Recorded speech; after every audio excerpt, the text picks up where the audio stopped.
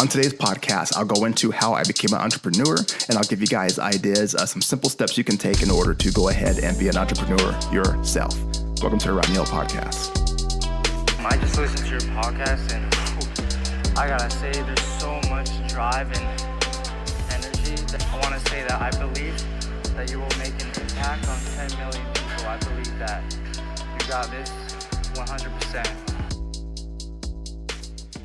Okay, it was towards the end of my shift, and my boss had came in, and it was no surprise. You know, we often talked, hung out a little bit, not much, but just enough to where it wasn't out of the ordinary for him to stop by.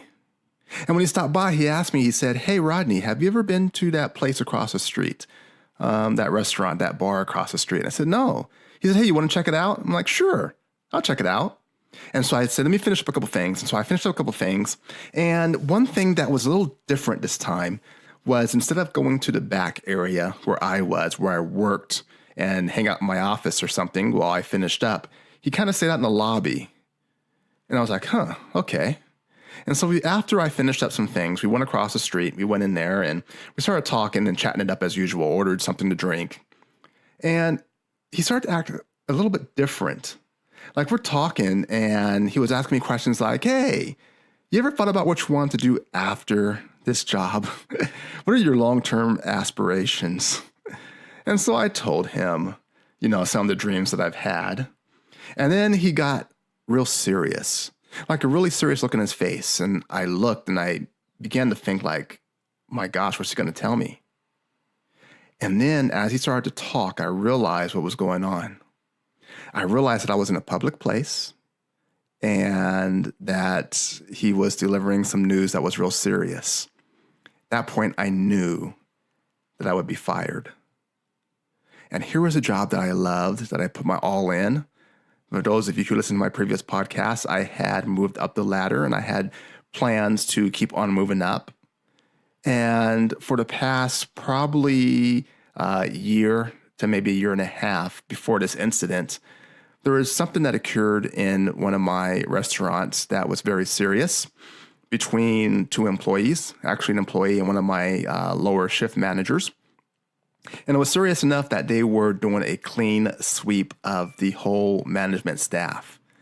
And I was the last one on the chopping block. So as I sat there and as he told me this, I just remembered a sinking feeling of what do I do now? Because at home, I had a newborn. I had a house. I had a mortgage.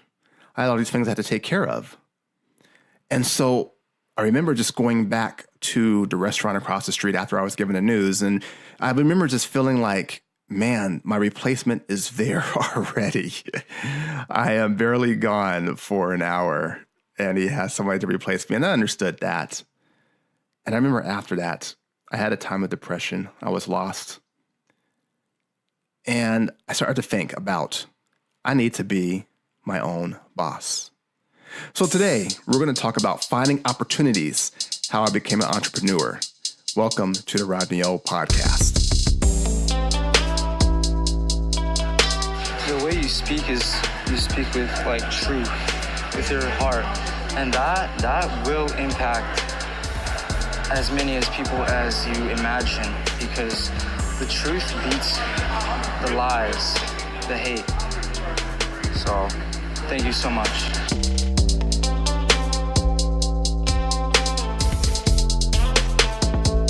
So on today's podcast, I want to take a suggestion that I received from a listener.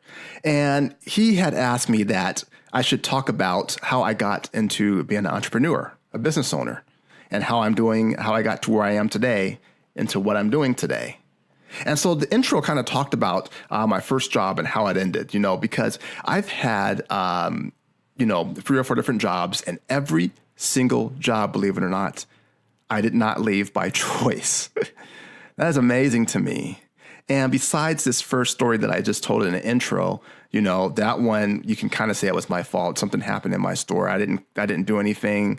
It just kind of happened. And I think for training purposes, they had to make a clean sweep. Because after this incident, I'm in California. I went to a different state to visit a friend. And I remember one of his friends who worked for the company was like, oh my God, you're that guy they talked about. They had made probably national training out of this. But anyway, that's a story for a different day, maybe, of what happened. It's not too juicy. Anyway, I had dreams of running my own region of this fast food restaurant, and probably a regional manager made about $250,000 or so at the time. And I had a few stores, so I was going to try to move up. An interesting fact, my regional eventually became a territorial manager, which is basically his area would have been from Texas all the way to California. But eventually he became the CEO of Bally's. So it was very good. I was very happy for him when that happened. Anyway, I digress. I dreamed of also owning my own fast food restaurant myself. And I remember I would talk to different people who owned it. My first boss, when I first came to the company, he owned the restaurant. He later sold it to corporate, which was probably good for me, money-wise. But I talked to him about owning a business. And so that whole thing was already in my head to where I wanted to find out how to operate and own a business. And I've kind of had that entrepreneurial spirit inside of me right there. But all I did was get a job because I was 15, 16, wanted to make money, and then just turn that into opportunities as far as moving up ahead of the ladder and learning as I went along with the dreams of owning my own place, my own restaurant. So after this job, like I said, I had a newborn. I was in my very, very, very early 20s, and I had a mortgage. I was a homeowner at the time.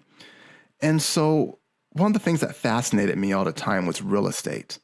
It fascinated me ever since my parents sold a house when I was, I was probably 12, 13 years old. And I remember that whole process. I was very interested in knowing. I was like, how much is this house worth? How much are we selling it for? And at the time, this is California too. This probably dates me a little bit as far as my age, but it was about 86,000, 88,000. And I said, how much did you buy it for? And they said, about 33.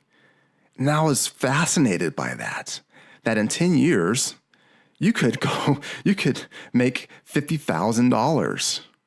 And I was like, wow, and we live here too.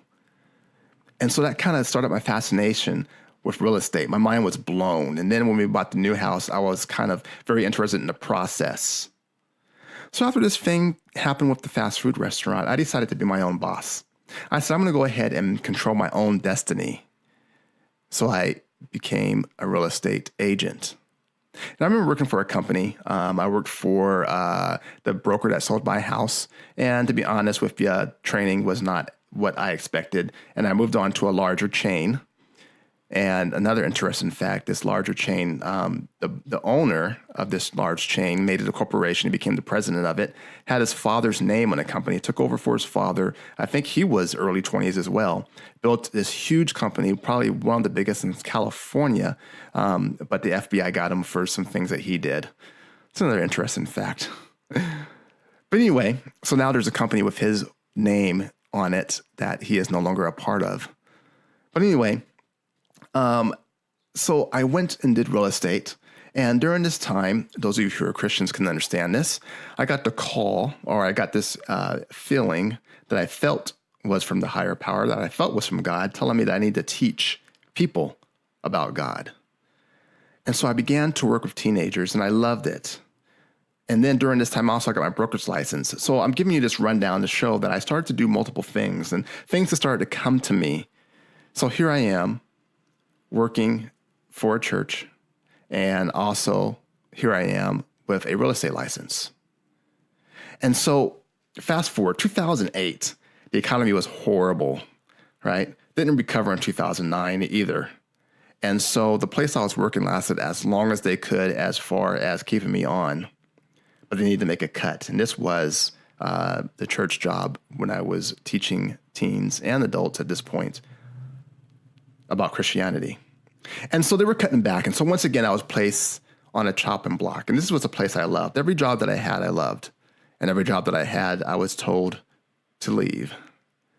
And so I was sitting there saying, what is going on? And so almost immediately, though, another opportunity opened up, another place, a larger church, more responsibility, a larger volunteer base. And one of the things that I love to do is organize and manage and train teams That's one of the things I feel that I am gifted at. And so this was a huge opportunity to do that. And so I really loved it, worked there.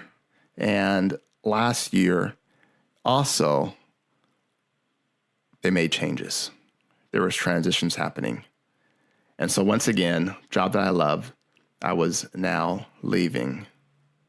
And I had this sense of deja vu because I had a newborn on the way. Unfortunately, a miscarriage happened, so that didn't come to fruition. But anyway, it's just fascinating to remember that at this time, it's like deja vu. And so when this happened, I looked back at my experiences and I decided to do whatever comes up. I just decided to just have open arms and say, whatever opportunities come, I will take. But I decided to really go full on with my real estate brokerage because in 2006, I became a broker and I made my own company, Trinity Real Estate. But now I'm full on, rather than just doing by referral, I'm full on ready to take agents and build a team as well. And that will happen in 2019. But anyway, immediately after this, I got phone calls as far as people wanting to use me. And I was amazed by the experience I've gathered and the opportunities and the networking that these things just kind of seem to open up.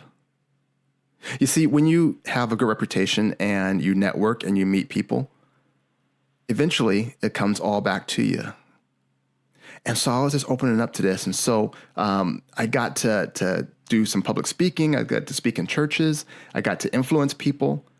And now I am also taking another position where I am helping a church being their interim youth director. And so I am also doing Trinity Real Estate. I'm also doing the podcast. I also have my weekly YouTube vlogs. And so all these opportunities seem to open up because I was just willing to say, what am I good at? What are my experiences? And where's it going to lead me? So when you get to know yourself, when you get to know what makes you tick, what drives you, and you stop worrying what people would say or think, then you'll be able to have an open mind and you'll be able to seize opportunities as they come. Because think about this now. Think about all the things that people may have laughed at. I wanted to be in the room when somebody said, when a certain CEO, now CEO, said, hey, you know what?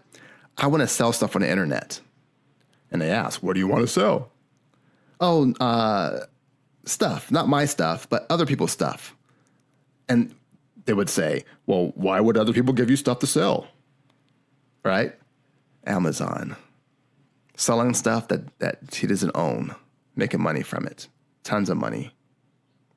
Another one. Hey, I want to help people get around and have transportation using their smartphones. Oh, you mean you want to help them call a taxi? No calls are needed, just an app. How are you going to get the taxi companies to buy into the app? They're working fine without you. No, I'm not going to use any of my vehicles. I'm using other people's vehicles. I'm just going to sell a platform. You see, when you decide that you want to go for something that you are passionate about or that you feel strongly about, there are going to be people that will laugh and people that will say it will never work. But remember, people don't know what they want if it doesn't exist yet. Be your own person, set your own path, and find opportunities wherever they may go. My weekly YouTube video, I think is number 3 this week that's coming out. And if you listen to this, it should be out by now. I really interviewed my friend Solomon, and he had a good story about opportunities that just came to him because of life circumstances, and he documented and had content. And so here's the thing. Go for it. Be patient and know that what you work towards and your reputation and doing the right thing will pay off in the long run. And it's kind of cool right now to be an entrepreneur. It's kind of cool to say that, hey, I'm an entrepreneur. But it's not easy. No such thing as easy money, trust me, no matter what you may hear or see out there. You see, it's work. You have to continue to work. You have to continue to work on your craft and improve. If you're making content right now, what you want to do is you want to get better and better. I should say better and betterer. I know those aren't real words. Just having some fun here. So here's some steps you can take. First, find out what drives you. What do you love to do? I have another podcast that kind of deals with that. Finding out who you are, finding out what drives you. Think outside the box. You don't have to necessarily do what everybody else is doing. Be unique. Be your own person. Next, use life as a guide. Document, share, even journaling. That can turn into something. Again, watch my YouTube when I interview Solomon. And then lastly, wait. Just be patient. Seize the opportunity when it arrives. Be open to anything. Explore all. And then when the opportunity comes, go for it. So that's just a glimpse up to how I became an entrepreneur. I basically just kind of sat back and let life come to me. And also I knew deep down inside what kind of drives me, what motivates me. And that's my advice to you guys. Hey, please feel free to dialogue with me. And my YouTube video, the weekly episode number 3 of the Rodney O Weekly is out. And this will add perspective to this podcast I just did as I interviewed my friend Solomon, like I said. And be sure to watch it. And also, thanks again. I am welcome to any comments or feedback. Please subscribe to the podcast. Please subscribe to my YouTube channel. And I will see you guys in the next one. Thank you.